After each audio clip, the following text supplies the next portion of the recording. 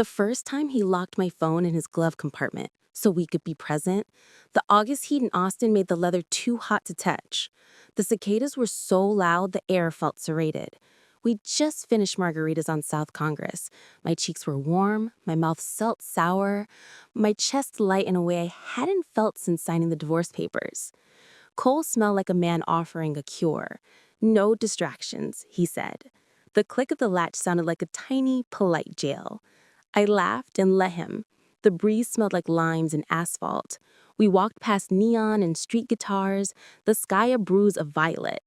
He threaded his fingers through mine, thumb grazing that soft place at my wrist where a pulse wants to be believed. You deserve to be chosen, he said, voice low enough to feel expensive. It was a sentence my bones had been starving for, the same bones that had carried boxes from a house I paid for while my ex corrected my memory like it was a dog that wouldn't heal. So when Cole handed my phone back 2 hours later with a kiss that tasted like citrus and promise, I called it romance. I didn't notice the stray smudges on my passcode screen or that he watched me type like it was a language he'd planned to learn. That night, my apartment smelled like dryer sheets and rain on concrete. I fell asleep with my hair damp and my window cracked and his last text glowing like a nightlight. You're safe with me. The ceiling fan hummed. A neighbor's TV laughed.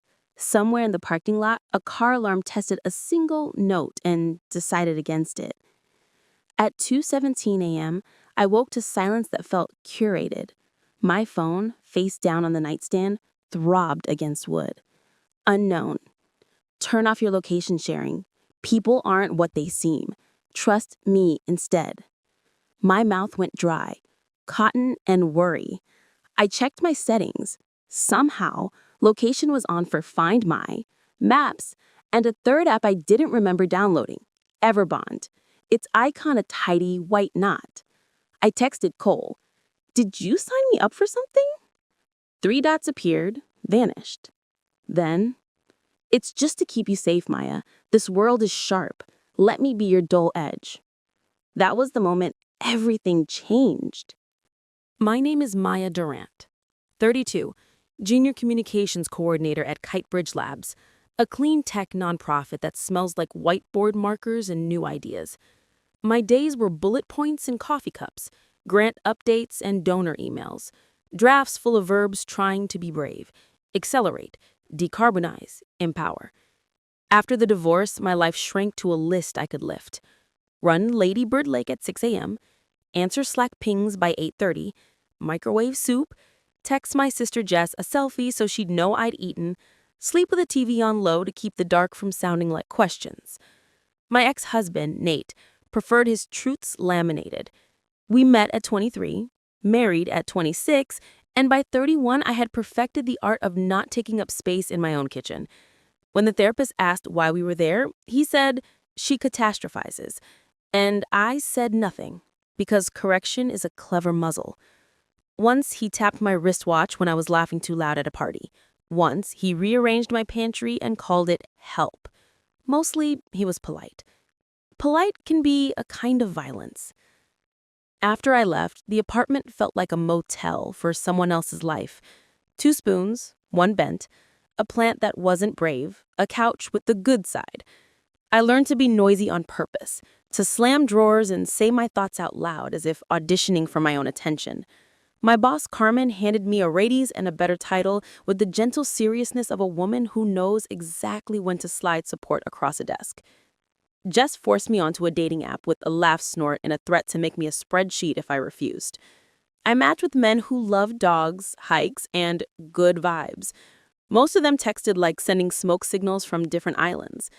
Then Cole Merritt sent a message that didn't look like a net. Your running route is brave at sunrise. Bring a bell or bring me. It should have annoyed me. Instead, it made my stomach do a startled, hopeful thing. Our first date was tacos and a walk. He asked about my job and remembered the names of my coworkers by the second margarita. He had a disarming habit of saying exactly what the insecure part of me wanted to hear. You're the kind of woman men build new lives for. And then listening like it cost him something. He wore clean shirts and smelled like bergamot and rain, a scent I would later to learn to fear. He sold human-centered design to Austin startups and carried a leather notebook with tidy boxes and arrows. He joked that order made him less dangerous. I alphabetized my spices. Tell your friends I'm safe. And I told him the names of mine. He never checked his phone. I noticed because I noticed everything. I told myself noticing was growth, not alarm. Little signs sprouted like mushrooms after rain. Small and almost pretty. He hated when I walked alone from the office at dark. He sent a car. He disliked public dates. He said restaurants were loud and people perform in crowds. He preferred his place, east side, clean lines, the fridge like a showroom, or mine, where he replaced my flimsy deadbolt with a smart lock and called it love. He wanted me to meet his friends later when busy season ends. Busy season never does. At work, I thrived. In the mornings, the office smelled like fresh-baked kolaches from the vendor downstairs. In the afternoons, like toner and ambition. I liked waking up to a purpose that wasn't a person. Carmen liked that I could make board reports sing without promising miracles. I liked that she never asked, "What does your husband think?" Cole liked that my job had flex hours, so you can rest when I pull you too late, said with a half smile and a squeeze on my knee. Jess remained my emergency exit. She works ER nights and texts like triage, short, precise, bleeding stopped with tape and humor. She liked Cole the way a medic likes a calm patient. He knows how to talk. She didn't like the way he ghosted group plans and observed from corners. He has quiet hands, she said after he cleared plates at my place without asking. Quiet hands can be beautiful or scary. I told myself he was beautiful. I told myself I was safe. I told myself the not icon on my home screen looked elegant, not warning. I did not know it was the last time life felt normal. 2 weeks after the glove compartment trick, I found a new feature in my apartment. It was a Sunday. The window was open to a late storm. The air smelled like wet oak and the metallic promise before lightning. I reached for a wine glass and noticed a small light above my pantry door. A gentle green dot embedded in a plastic disc that hadn't been there yesterday. "New smoke detector?" I said into the empty room, and laughed because I heard my own voice try to be brave. I texted my landlord. She replied she hadn't been in. Then my phone chimed. "Cole, surprise! I installed a Nest so I get alerts if anything's off. The last storm tripped your breaker. You slept through it. You're welcome." My throat went tight. "I have a key," I typed. "You gave me your spare, remember? After the pizza night?" He added a winky face like spring frosting on winter bread. I stared at the dot until it blurred. Then I dragged a chair and unscrewed the plastic. A camera blinked behind the grill, black as a pupil, tidy as a lie. I called him. He answered on the first ring, voice soft as new paper. "Hey, my heart." I said, "There's a camera in it." "In your pantry?" "No, maybe it's a sensor. Don't spiral." "I'm looking at it." A beat. "Okay," he said, patient now, soothing a child who might bite. "Okay, let me come over and we'll look together." "Don't." Another beat. "I love how careful you are," he said. "It's why you'll live longer than most." After we hung up, my phone pinged. "Every bond wants to access your location." I pressed, "Don't allow." A second later, Everbond will use Bluetooth to detect nearby devices. I felt watched by more than plastic. I turned off Bluetooth and felt silly for calling it bravery. I walked to Jess's, because walking felt like defiance. The rain slapped my calves, the sidewalk oozed leaves. Her apartment smelt like garlic and clean laundry. I held the Nest in my hands like a broken bird. "He loves you," Jess said slowly, examining the wires. "He also installed a camera in your house." I said it's safety, hearing the word audition for other parts. Leash, proof, souvenir. Jess stared at me with the face she wears when a patient insists a heart attack is just indigestion. People who love don't need secret footage to remember you. On the way back, my phone vibrated. Unknown. It's alarming you're walking alone this late. I can see you on the map. Call me. I stopped under the awning of the bodega, where the air smelt like oranges and bleach. I turned off my phone. The silence that followed was a relief so pure it made me dizzy. The next morning at Kite Bridge, the conference room hummed with AC and ideas. Carmen asked for drafts. I opened my laptop, the webcam light glowed. I taped it. I felt ridiculous and then relieved. At lunch, Cole appeared outside our glass doors with a sandwich and a smile. A man plucked from a romantic comedy and dropped into an HR module. Thought you might be hungry, he said like he was saving me from something. My coworkers waved, charmed. I stood on the sidewalk holding turkey on wheat and tried to explain a feeling with no visible bruise. I don't want cameras, I said. I don't want apps I didn't download. And I don't want to bury you because some creep knew your routine. It's not control. It's care the world forgot to teach men. I told myself it was nothing. I was wrong. I started cataloging the smallnesses. The way my apartment door auto-locked 5 seconds sooner than my settings allowed. The way my playlist paused when Cole texted, like the music was deferring to a stronger channel. The way a black sedan idled half a block down during my morning runs. Same dent in the bumper, same silver sticker peeling on the rear window. When I turned to look, it always drove casually away. He curated my calendar the way I arranged furniture. A gentle nudge, a better angle. Monday yoga became Tuesday movie night because stretching is easier with company. Thursday drinks for Carmen's birthday became, I already made you a reservation for oysters. You'll hate canceling me. When I pushed back, he smiled like a man humoring a toddler who insists on carrying a ceramic bowl. Let me handle logistics, he said. You've handled too much. At work, my sentences shortened. Per our last conversation, attaching revised deck. Let me know. Even my punctuation started to apologize for existing. Carmen noticed. Everything okay? She asked, office smelling like jasmine tea and ink. New relationship, I said, halfway into the truth. Say no when you need to. Good partners don't make your calendar look like a hostage note. Cole asked for my ex-husband's full name to run a quick check. I like to know the terrain. I said no, and watched irritation cross his face like a quick rain cloud. He stopped asking. 2 days later, Nate forwarded me a screenshot, a message from Everbond Help requesting verification of shared assets post-divorce. He typed, "Your boyfriend is charming." My gut folded in half. I confronted Cole. He lifted his palms. I was protecting you from exactly this, he said. Men like him don't let go. Men like you don't either, I said, surprising myself. He flinched. Then he smiled regret into a virtue. He said, I'm learning. Teach me. For a week, he was gentler. Flowers at my door smelling like a greenhouse that forgave everything. A picnic at Mount Bono with wind off the water and hummus and the startled honesty of city vistas. Love bombing, Jess said later, in the clinical voice she uses when she wants to make a truth stand upright. Then the quiet hands returned. He replaced my doorbell with a smart cam to screen weirdos, as if strangers were the only risk.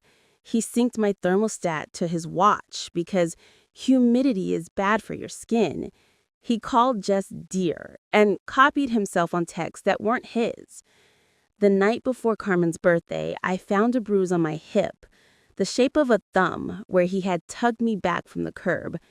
He said, cars are wolves. They pretend they're tame. I touched the bruise with 2 fingers. The ache felt too intimate to be instructive. I stopped sleeping well. The apartment shadows grew opinions. I jumped at the microwave beep. I set my phone face down and my heart had up. In the mirror, my eyes looked like someone else had been using them. Then came the wallet. Jess's card was charged at a gas station she never uses 20 minutes after she finished a shift. The security camera showed a man in a cap paying inside with a gloved hand. The attendant remembered his cologne. Citrus and rain. Jess whispered coal, the way you whisper in church, because some words deserve to be small when they're dangerous. I checked my apartment for other tiny eyes. I found one more in the TV, a pinhole between HDMI and reset. I stared into it and saw my own shape returned. Tired, careful, almost convinced I was being dramatic. The house smelled like lemon cleaner because I had cleaned to quiet the panic. That was the first time I felt truly watched, I told the ceiling. And something inside me decided to stop being a ceiling.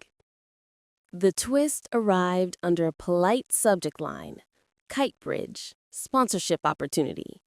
It was an email to Carmen from Merit Civic, offering a generous donation in exchange for limited consulting access to your communications coordinator, Maya Durant, whose insights impressed our team. The language was immaculate, the kind that buys board members new blazers. Carmen called me into her office, door closing with a soft click. "Do you know these people?" she asked.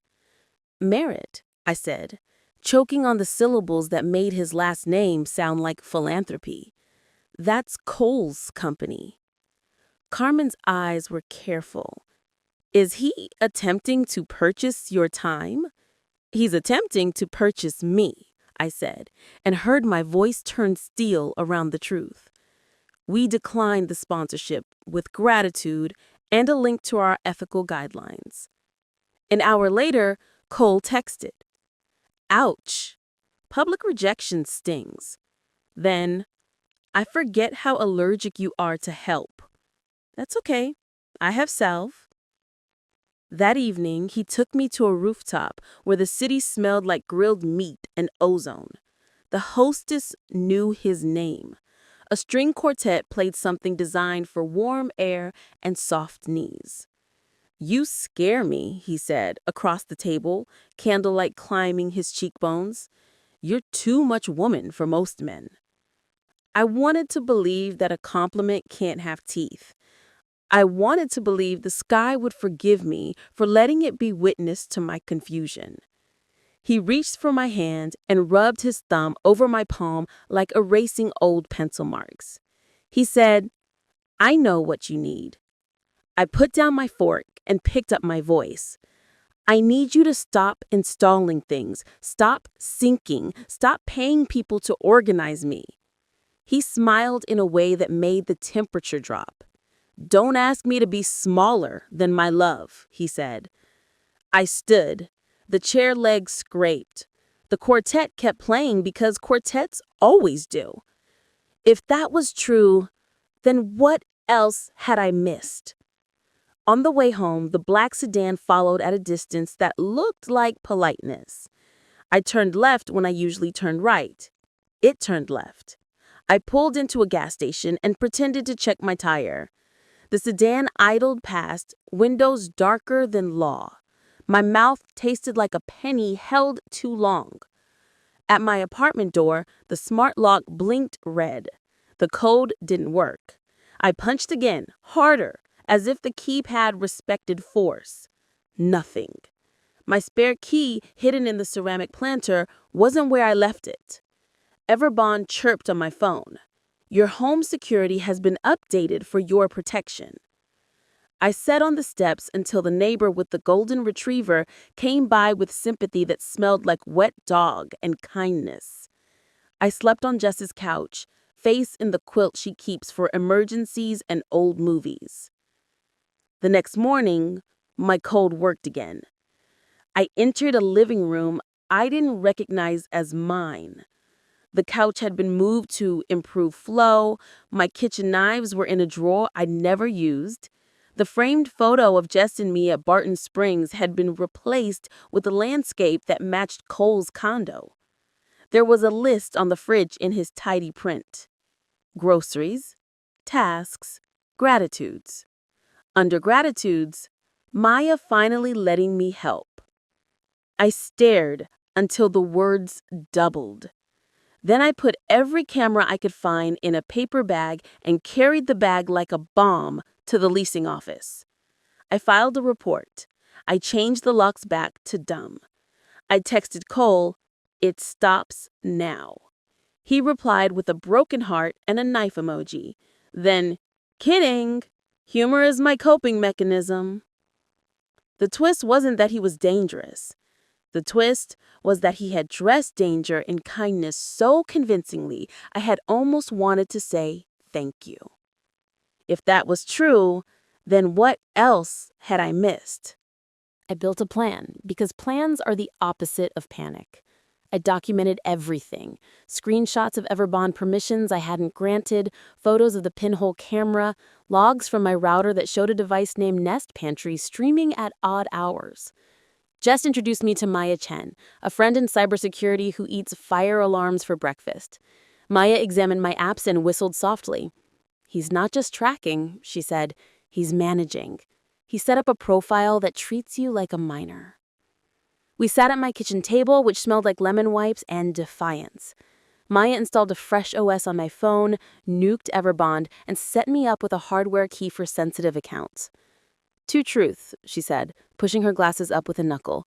"One, your instincts are excellent. Two, people who do this rarely stop when you ask nicely." Cole did not stop. He escalated. He sent flowers to my office with a note, "You're the only meeting that matters." He appeared outside my run at 6:05 a.m., stretching like coincidence. He accidentally bumped into Jess at HEB and told her he appreciated how protective you are of your fragile sister. Just smiled the way you smile at wasps. Carmen pulled me aside, office smelling like oranges. "We can loop HR," she said. "We'll make a plan." We set a protocol. Text archived, arrivals announced, security notified if he appeared. The receptionist practiced saying, "We don't accept personal deliveries." The sedan returned, idling near my lot after sunset. One night, when I walked out with trash, its window rolled down a fraction. A man's voice, not Cole's, said, "He cares. You should let him." I dropped the bag. The smell of coffee grounds and onion skins punched the air. I ran back inside and locked an extra lock I didn't have yesterday. Maya handed me a burner phone. "For when your main is weird," she said. It was weird the next day. Spotify suggested a playlist titled "For When She's Scared." Maps displayed my childhood home as work. Photos made a memory montage called Cole and Maya, using images I hadn't knowingly shared. My bare feet on his rug, my hand on his sleeve, my face at a grocery store security camera, looking up like prayer. I unplugged the TV just to teach myself I could. The world narrowed to logistics, parking in different places, zigzagging routes, turning my phone off when the quiet felt clean. Theo, no, there is no Theo in this story. That's another woman's rescue. In mine, there was me, Jess, Carmen, and Maya. A small square of women holding a larger square of dark. One Wednesday, my ex Nate called. He said a guy named Cole came by my office. He said he wanted to make sure you understood you were vulnerable to manipulation.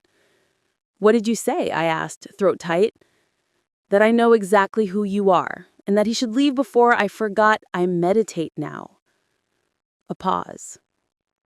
"I'm sorry I made you small." We hung up and I cried over a sink of dishes until the suds died. The apartment smelled like soap and the penny taste of adrenaline. I dried my hands and wrote 2 emails. One to Everbond's abuse team, "Your app is enabling a non-consensual surveillance dynamic." And one to a legal clinic Jess had pulled at 3 a.m. Cole's next move was a safety binder he slid under my door. Tabs labeled budget, health, friends, boundaries. Under friends were printouts of Jess's Facebook posts with notes in the margins. Jealous, drinks often, ER makes her cold. Under health were my run times. Under budget were my Venmo screenshots. Under boundaries, a list of rules that read like bedtime for a 20-year-old. Text before you leave work, share calendar invites, no alcohol after 9. On the last page, "I will keep you safe from your lessers." And then I realized it wasn't just about me anymore. It wasn't only my life being arranged, it was a campaign to isolate me from anyone who refused his particular choreography. We filed for a protective order under Texas's stalking and unlawful surveillance statutes. The petition smelled like toner and the kind of courage that comes from paperwork. We attached logs, screenshots, the binder, the polite sponsorship email. We highlighted the parts where love dressed like protocol. The night before the hearing, my door camera, a new one I chose, password like a wall, captured him at 2:11 a.m. standing in the hall with flowers. He didn't knock. He looked into the lens and tapped 2 fingers to his heart. In the frame's corner, a neighbor's cat watched, tail twitching. The footage felt like proof of a feeling I had been blaming on my childhood. I slept on Jess's couch with the TV on a baking show, because sugar is gentler than truth. In the morning, the burner phone pinged. Blocked number. Court is a theater. I hate watching you perform for strangers. I put on a blazer that fit like armor and walked into the theater. The courtroom smelled like old carpet and coffee gone polite. The judge's hair looked like it had been argued with. We took seats.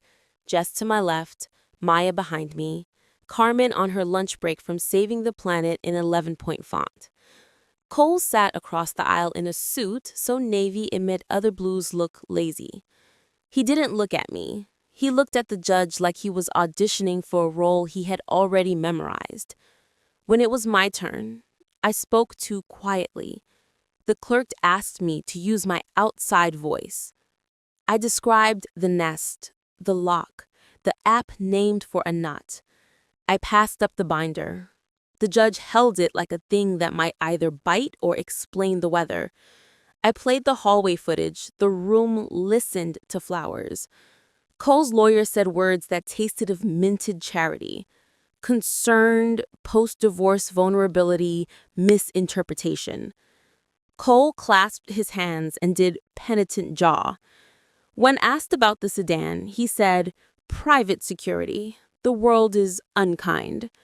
When asked about the cameras, he said, "Documentation, the enemy of tragedy." He said I was so easily loved it made men behave like thieves. The judge asked me, "Do you want no contact or no contact plus tech restrictions?"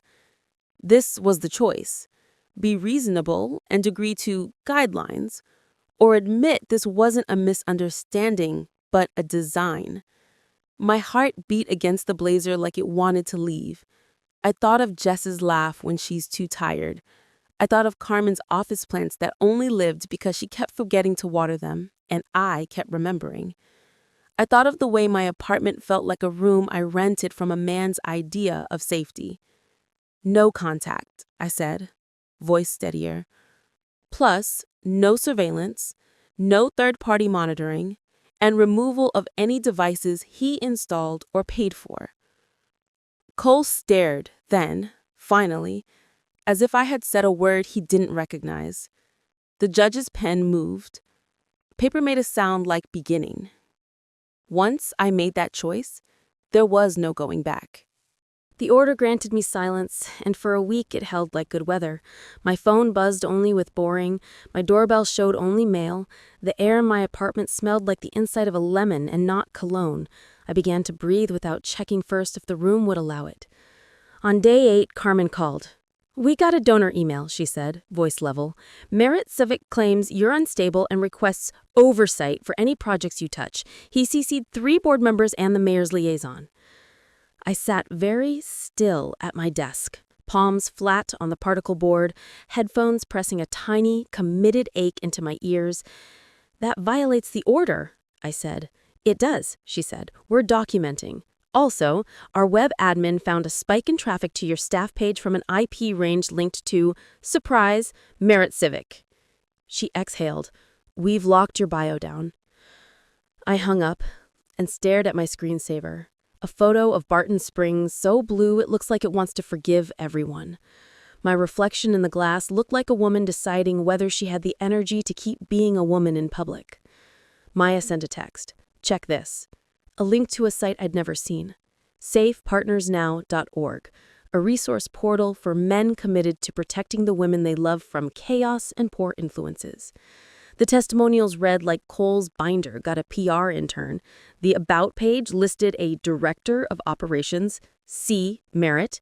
The Case Studies tab showed anonymized profiles with details you could reorganize into me if you knew how to do puzzles. M works at a green nonprofit. Social circle includes a nurse sister with boundary issues, ex-husband prone to rewriting history, and benefits from structure. There was a photo of a pantry sensor. My pantry sensor. The second twist buckled my knees. This wasn't one man's hobby. It was his system, with newsletters and webinars, healthy limits shaping her choices before the world does, and a line for partner brands including Everbond. He wasn't simply using a tool, he had helped build it. I filed a violation. The prosecutor smelled like coffee with cinnamon and wore flats like she planned to run somewhere righteous. She took our printouts and my tremor and said, "We'll make it stick." That night, my apartment went dark at 9:13 p.m. A breaker I had never tripped. The hallway lights hummed fine. My stove flashed 12 o'clock like it wanted an alibi. My phone pinged. "Everbond. We detected a safety event at your location. Assistance dispatched." I hadn't reinstalled Everbond. It had reinstalled itself through Apple Health Sharing Cole had initiated, and I had left one checkbox on for step counts because I liked earning confetti. A man knocked. "Safety check," he called. I looked through the peephole at a uniform I didn't recognize. Private security, thin as compliance. "We're good," I said through the door. He left a card with an embossed knot. The unraveling continued in bureaucratic stutters. My bank flagged suspicious attempts to authorize household trustee access. My gym membership froze due to upgraded family plan settings. The leasing office called to confirm co-signer changes I hadn't requested. Each clerk's voice was cheerful because systems make nice sounds when they obey the wrong person well. Maya found the trunk, a back-end dashboard that allowed emergency override through connected accounts through a trusted partner API marketed to concerned families. Cole had toggled my life like a man dimming the dining room because dinner looked too honest. We called reporters. One from a local tech outlet met me at a coffee shop that smelled like burnt sugar. I told her everything I could without vomiting, because vomiting would look like weakness, and I had used up my quota in my marriage. She recorded my hands shaking. She asked sharp questions and said the word pattern like it was a rope I could grab. 2 days later, the story published. The apps that call it love. It didn't name me. It did name Safe Partners Now and Everbond, and the Austin man who advised both. It included a quote from a woman who sounded suspiciously like Jess. "When protection means isolation, it isn't protection." It included a statement from Everbond promising a review of misuse reports. It included a blurry photo of a pantry camera, looking like an eye that had finally been caught blinking. Cole broke the order by emailing me directly that night. "You've embarrassed yourself. You've embarrassed me. Come home and I'll make the noise stop." The email footer listed his title in a font that wanted respect. I forwarded it to the prosecutor. I turned off my phone and slept with it in the microwave like a superstition. At 3 a.m., a smoke alarm in the hall screamed. A neighbor cursed in Spanish. The building manager pounded stairs. The siren stopped as quickly as it began. I lay in the dark and saw the outline of a knot in my mind, the way you still see a porch light after someone shuts the door. The next morning, the prosecutor texted, "Warrant signed. We'll pick him up today." My hands trembled as if holding back applause and fear. I poured coffee with the precision of a surgeon operating on hope. They arrested him in the atrium of a co-working space that smells like LaCroix and ambition. He wore the Navy suit and the face he uses to ask for $250,000. The mugshot circulated with a caption that made the internet do its usual wrong math. CEO detained over safety app misuse. Some comments called me ungrateful. Others called me a liar. A few, women with usernames like Bony Spine and Worn Hands, DM'd me thank yous that made my throat hot. Court again, faster this time, the bail hearing packed with men in casual blazers and women whose frowns weren't for me. The prosecutor read the violations: contact after order, third-party harassment, surveillance, attempted unauthorized access. She spoke in a quick, clipped tone that felt like a metronome set to resolve. Cole's lawyer objected thrice. The judge sustained none. Cole stared at me when I entered the room. A dry stare, like paper could burn there if I blinked. He mouthed something I couldn't read. I didn't try. My heart galloped, my feet rooted. I testified about the binder, the cameras, the app that loved knots. My voice was faster, my throat less treacherous. The smell in the courtroom was old coffee and someone's too sweet perfume. The air conditioning vibrated the flag. I said he designed a world where saying no made me sound foolish. My words landed and stayed. Then came the part where his lawyer tried to make me tiny. Ms. Durant, weren't you grateful when he drove you to work? Didn't you feel cared for when he brought you lunch? Weren't you flattered by flowers? As if gratitude and consent were cousins. As if care could erase trespass. I was grateful, I said. And I was afraid. Both can be true. Only one should decide what happens to my body and my data. In that moment, I finally understood everything. He had engineered a story where control called itself devotion, where tracking called itself trust, where my yes was never loud enough to be heard, but my no didn't exist unless it was overheard by a judge. Bail denied. He sputtered, just a little, just enough to see the boy inside the man, then smoothed his face. The bailiff escorted him out. The hallway smelled like Lysol and relief cracking its knuckles. Reporters waited outside like gulls. I kept walking. The sun slapped the steps with heat. A breeze lifted the hair at my neck. Jess squeezed my hand once, hard enough to make a promise without words. Life quieted not to silence but to something humane. The sedan stopped showing up. My phone behaved like a tool instead of an informant. I set the thermostat to my body's weather. I opened windows.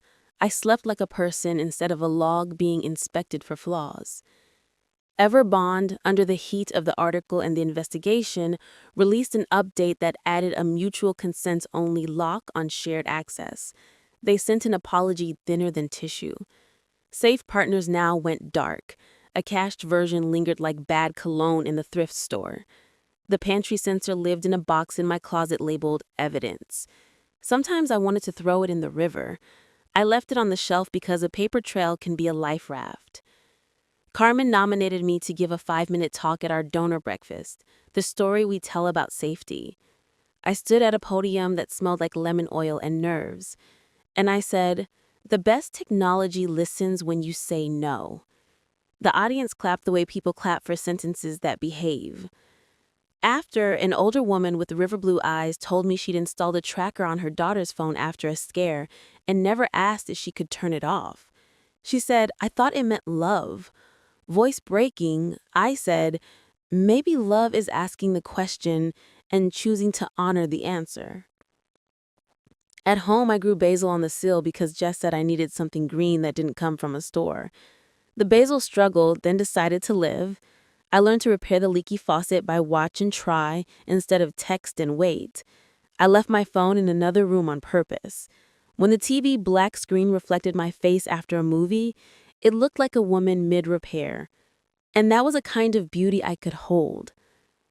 The prosecutor offered a victim impact statement slot for sentencing.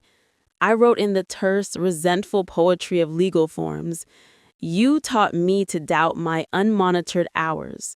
I learned to narrate my movements to myself like an alibi. I am learning to stop." The judge read it and nodded like a metronome at 60 BPM. Cole pled to a lesser charge. Probation hung around his neck like an ugly scarf. The order extended another year. It was enough and not.